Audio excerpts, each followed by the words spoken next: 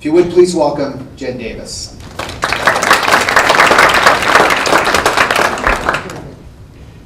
Yeah, there's nothing like coming up on stage and seeing your face on a big screen, so it warned me about that. So I'm here to talk about attribution. So first, attribution's not a new trend, right? We've heard about this, we've heard about it for years. But really we're at the point where we have to make a move on this.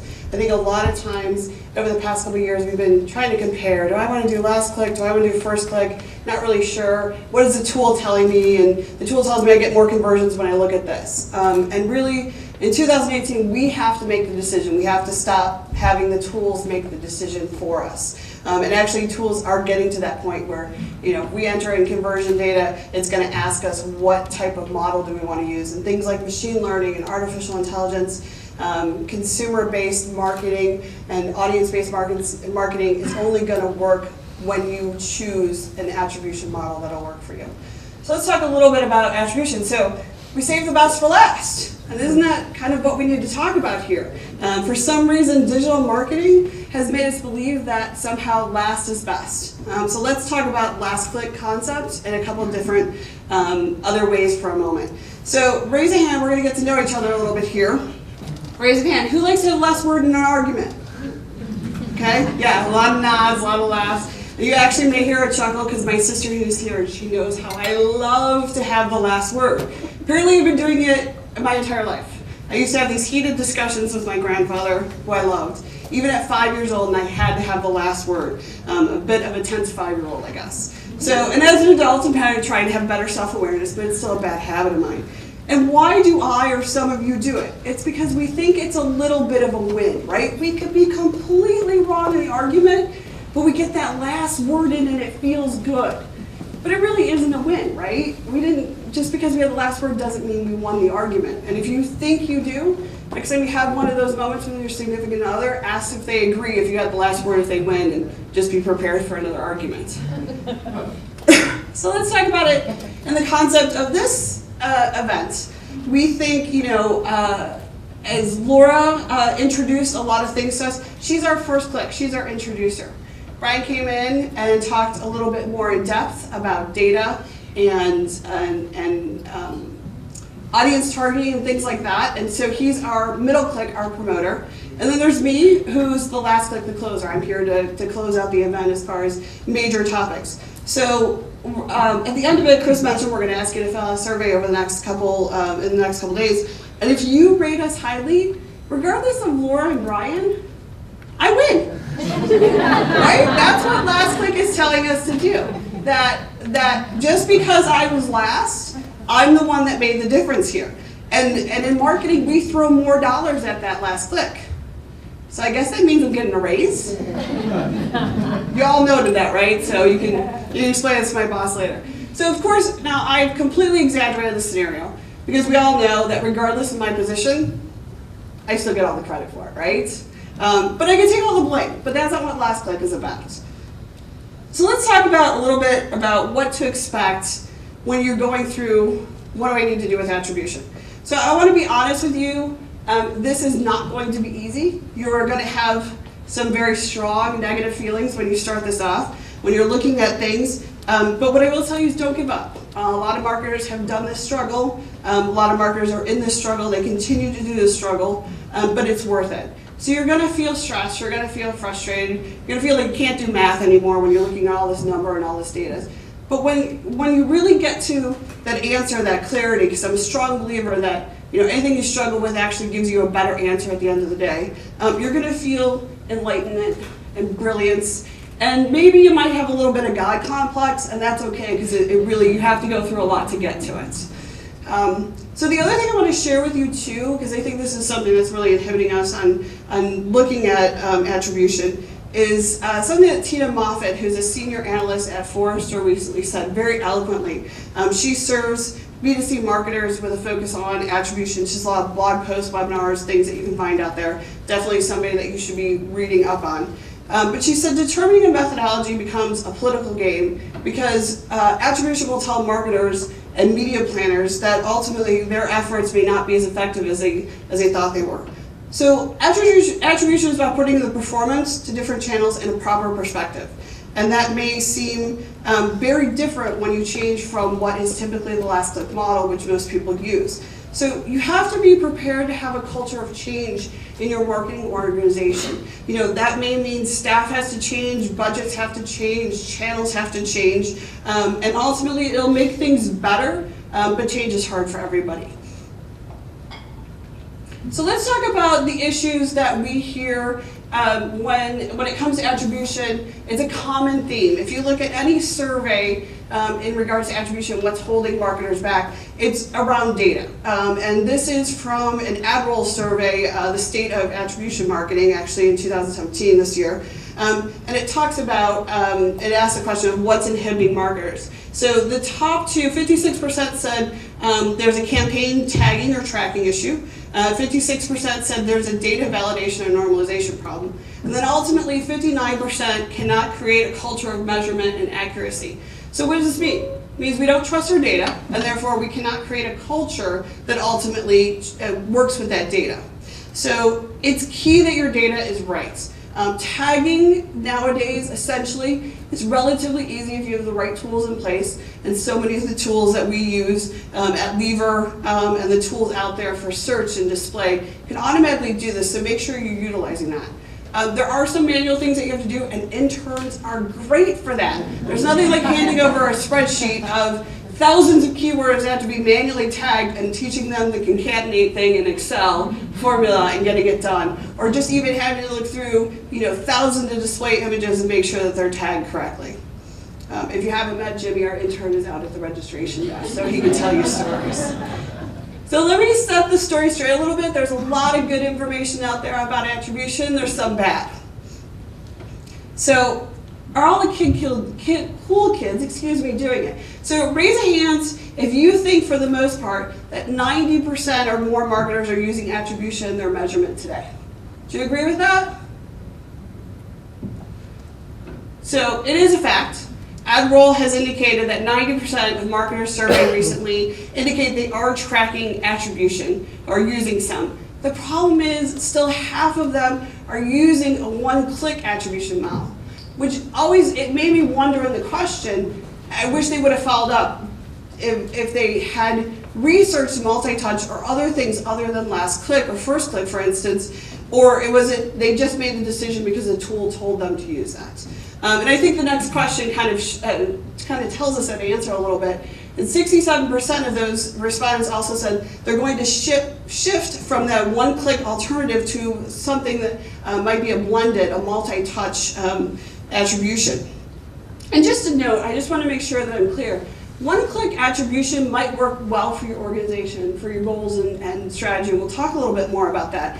But my advice to you is do the research. Don't do it just because a tool told you to, or that's the tool's default. So again, it may be right for some individuals or some organizations, and don't be shy of that, but just want to make sure you're doing the research. So again, as I talked about, attribution is not a new trend, and yes, the cool kids are doing it, and yes, you don't want to be left behind. But peer pressure aside, again, the new wave of audience marketing, all of the data that you have access to, everything that Laura and Brian talked about, ultimately work best when you have the right attribution model. Because then you can see, is it really working? Is it really achieving what you set out to do? And as the digital space becomes more crowded, smarter marketing, so much more connection even today, that Generation Z just kind of blows my mind that Brian talked about. Things are going to get more complicated, data's going to grow, and you're just going to become lost. So you need your 2018 marketing budgets, which I'm sure some of you are probably working on now or will be soon. They need to be based on that new conversion attribution model that you want to use. Because otherwise you're going to ultimately be shifting dollars, you're going to be short dollars, short staff from that perspective for the whole year, and it's just, you're going to lose yet another year. And again, the tools are going to make you decide, and don't just decide something just because it's what you've been using.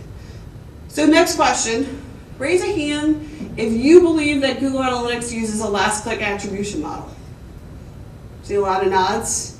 So actually, that's false, and I'm going to make a distinction. By default, Google Analytics uses what's called their last non-direct click model, It's used for all other reports except for multi-channel funnel, if you're familiar with Google Analytics. But you hear that a lot. Well, Google Analytics is last click, I can't use Google Analytics, or it's just not telling me the whole story. It's actually not true. It's a slight distinction. So again, it's last non-direct click. It basically ignores direct traffic and attributes all the conversion value to the channel prior to that. So it's a slight distinction. It's still the last click methodology, but if you want to go back to your analytics team who think they're probably smarter than you on analytics, go back to your office and have that bet with them, and it is a slight distinction. Okay, so next question. Do you think that you either have to spend a lot of money on either a tool or a staff in order to choose the right model and or report and optimize on it? Would you agree with that? Okay, I'm going to tell you it's both fact and false, because it really is a numbers game. It depends on how many channels you're running, how many conversions you have, how many staff members you actually have, and what is their ability at this point. What I will tell you is that there's no magic number. I'm not going to tell you that if you're in 5 channels and have 1,000 conversions a week, you need the most sophisticated tool out there in the market. And there are tools out there. But a couple signs that you may need something more and that you really have to pay for, or you need more staff to deal with this, is that if you have a lot of offline data, if you are working with TV, radio, direct mail, or those pieces, because most of the kind of normal tools like a Google Analytics today can't handle that offline data. The other thing I would say too is if your consumer paths from a digital perspective are very unique, where you have thousands of them, but only a couple people following those specific paths, the sheer volume of data there is too much for you to either work with a free tool like Google Analytics that will do this for you, or an Excel spreadsheet, for instance. The other thing is just be prepared. The sheer level of data that's coming in on a real-time basis or a near real-time basis is just becoming so much larger. Those consumer paths are getting longer. The number of people buying online in a mobile environment versus a desktop, as Brian and Laura talked about, is growing. So it's not something that you may need within the year, but you may not need it today. So we've talked a lot about attribution. I've told you that basically you're going to have to make some decisions here in 2018. It's no longer about, oh, well, if I compare this model to this model, we look better. That's not it anymore. So I want to talk to you about how to find the right model for your organization. Because again, it's crucial. 2018, things are going to start happening. If you don't have the model in place, you're going to look at your marketing and think that you're failing, and you're probably not. So the first thing is, do not go back into your office and look at Google Analytics and go, again, this model is, I'm making more money here, or I'm making less money here, so we're going with more money. You really need to start with your business goals and your objectives and start looking at the model that helps achieve that. And I'll talk a little bit more about the models and what works with certain goals. So these are certainly not all of the models. These are kind of the basics, and these are ones that you will most find in most tools nowadays, at least as a starting point. So we've already talked about last click. Last touch gets all the conversion credit. There's a time decay model, which is basically the touch point closest to the conversion gets the most, but definitely other parts of the path get credit as well. There's a linear model, which is just as it sounds. Every part of the path gets equal credit for the conversion. There's position-based, which is actually one of my favorite. I'll talk a little bit more about it. Where basically the first and last get about 40%, and then you split up the extra 20% in the middle. It can be customized, so you can actually make like 5% to the second click and 5% to the second to last click. So there's some customization that you can do to it as well. First click, again, just like last click, it's the first click gets all the credit. There's last non-direct click, which I talked about for Google Analytics, is their default. It just ignores the direct traffic. Google also has last AdWords click, so it's the last AdWords click receives 100% of the conversion credit. And again, that's something that's unique to Google. And then there's data-driven. And again, when I talk about data-driven, I'm really talking about it from the aspect of Google. That's probably the most familiar. Google AdWords and the Google Analytics premium version has this where it's very customized. It's fractional conversion values to each part of the path, and it's really based on your data. It's all built on an algorithm. I won't even get into it because it's a whole other discussion of what it's built on, something that you can definitely read up on. So with that in mind, let me tell you of where, what the growth strategy is behind each one of these models and when it's useful. So last click, as we talked about, it's most conservative. It's basically lower funnel marketing. It's useful when your marketing is designed to attract people at the moment of purchase, or if your business is primarily transactional, you don't really have like a research or considerational phase. First click is the complete opposite, of course. It's most growth oriented. It's upper funnel marketing tasks. It's useful when marketing is there to intend to create an awareness, think brand awareness, for instance. Linear, just as it kind of sounds, it's very moderate. It has a little bit of growth, a little bit of conservative in it. It really works well with marketing that's designed to maintain contact throughout the entire sales cycle. There's time decay, which sits on the more conservative side because, again, it's giving more of the credit to the channel prior to the conversion.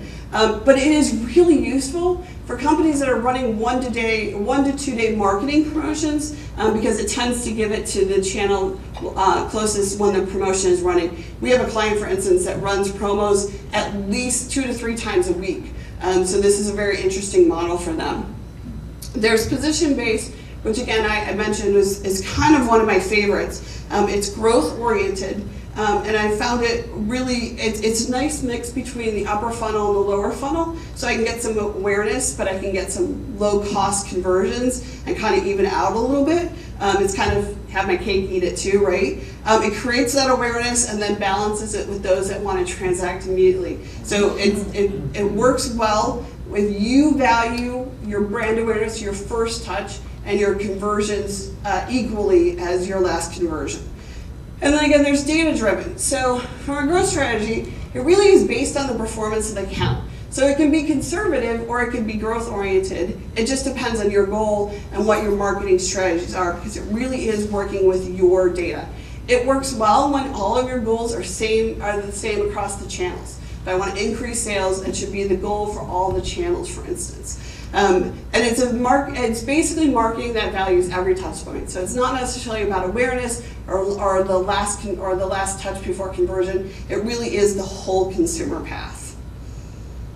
So I want to talk to you a little bit about tools that you can use in order to kind of see what your attribution model is telling you. So first of all, there are a lot of sophisticated tools out there, but one thing that I would tell you to start with is just the free tools if you're new to this. So basically, you're going to declutter your data by using one of these tools. And you can use something like AdWords, which I guess it isn't free. You're obviously paying for media through it if you are using it, but you're not paying anything extra to use their conversion model attribution, which includes the data-driven model. The data-driven model is only available in AdWords for search. It does not include display and shopping, and then it's only available in the Google Analytics Premium version. So if you just kind of want to take a look at it, you can start in Google AdWords and see what it's showing you as well.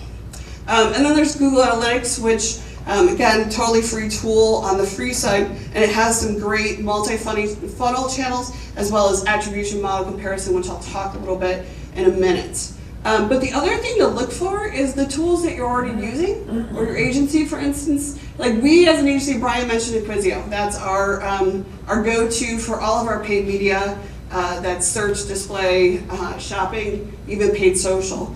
And as Brian alluded to, I will call it the BBM versus giving you the whole name, so I don't stumble on that. But that actually is, again, it's built by a rocket scientist. It's their algorithm. It's one of the only that can actually make bid changes every half hour to paid media versus other tools that do it usually once a day. So it's one of the closest real-time bidding options out there, machine learning, if you will. And they layer that on top of their attribution model now. So I can choose an attribution model for a client, and it can work with that model versus the last click AdWords or analytics data was telling us. And again, if you look at any of the other tools, whether you're using Adobe or Kensho or Marin, for instance, for analytics or to run your paid media, they all have some type of attribution model system that you can use. So these are kind of the free tools, or you're already paying for them. So pros and cons. So no more cost, right? They have the basic models that we talked about. You can do some minor customizations in them. And they generally can do a model comparison. The cons, the data is limited to what you're running through that tool. So if you're only running paid media through a tool, that's pretty much all you're going to get as far as your comparison, or you're looking at the model and what your data is telling you. Acquisio, for instance, we can upload offline data, but we have to put the model to it before we upload it. The tool can't put the model to it. There are more sophisticated tools. There's, even Google Analytics Premium version, which is a paid tool, has the data driven and is much more sophisticated. They have an attribution tool formerly named Odometry that they've invested a lot and can take the offline data. So there's a lot of things out there, but this is a great start. At the end of the day, no tool is perfect yet, but they're really getting there, and they should be in 2018. So let's talk about, this is the model comparison tool in Google Analytics if you're not familiar with it. It's the easiest place to start to just see what your data is telling you. I like it because you're not changing your data. You're simply doing comparison. And like I said, the only one that's not available is data-driven, but you can do a comparison of up to 3 models and then see what the change of difference is between those models. So again, you want to look for what your data is telling you. This is not, okay, I'm going to pick this attribution. In this case, it's first interaction is driving the most conversion, so I'm going to go with that. If your organization doesn't really care about brand awareness, first interaction is just a subset of your data. It's not what you're actually striving for. So again, you don't want to look at this and go, I'm going to pick it based on this. It's what is the data telling you, and then what are my objectives, and go back to the list and say, okay, really I care more about both first touch and last touch, and linear in this case. So I would look at this data and go, okay, I need to put a little bit more money into paid search and SEO efforts because they're driving both brand awareness and conversion. My email, I'm probably good over there from that perspective. The nice thing about Google Analytics is that you can do this at the channel level. You can also do it at the campaign level as well. So there's a lot of stuff in there that you can kind of take a look at. But again, don't do it to figure out what your model is, figure out what your data is telling you. Okay, so you've gone through your objectives, you have picked what your model is based on your business objectives. You've looked at what your data is telling you. You've made some shifts in your channels because now when you look at this new conversion data and this new model, you're not aligned. When you move away from a last click, and again, assuming most of you are on a last click because that's where the tools have told us to do, you will actually see probably a performance dip for a little while. Particularly if you're moving to last click to a non-last click methodology. And that's because there's a conversion lag that happens. So don't freak out. It stabilizes, it normalizes, but your data, whether that's clicks, impressions, costs, may be the same, but conversions are going to go down. At the end of the day, it will normalize and you will actually see growth from it. But just a warning, I know I always like to go into my boss and go, okay, this is going to be rough for the next 5 days, but just hang in there with me. So just know that. So let's take a moment and put this all together. So your takeaway for 2018 is to measure correctly track all your conversions, tag all of your information, make sure your data is clean. Get your data in order and do that today. Then look at attribution. Shift to a multi-touch if it makes sense for your organization. I did talk about how in some cases it may not. In most cases it probably will. And make sure that you are actually making that determination, not a tool. And then act. Use that new conversion data to actually make changes to your bidding, your budgeting, where you're shifting dollars, where you're putting your efforts, so that you can actually achieve the goals that you have set out for. So again, when you're accurately measuring, attributing, and acting in the full user journey with attribution, you will unlock new growth opportunities for your organization. Okay? So to kind of finish this out, if we think about it, I started off the presentation and talked about how I was the winner, last presenter, closing this out, I get all the credit last click. Well, if I follow my own rules, I should probably change my model here, right? So let's take a look at this. So what I'm going to do is I'm going to do position-based because Laura introduced us to a lot of great things. I'm closing out, I'm the last step before you fill out that happy survey. And Brian was in the middle, so he gets at least 20%. So everybody did a really great job, but again, I'll go with position-based. I'll give Laura and I a little bit more credit this time. Thank you.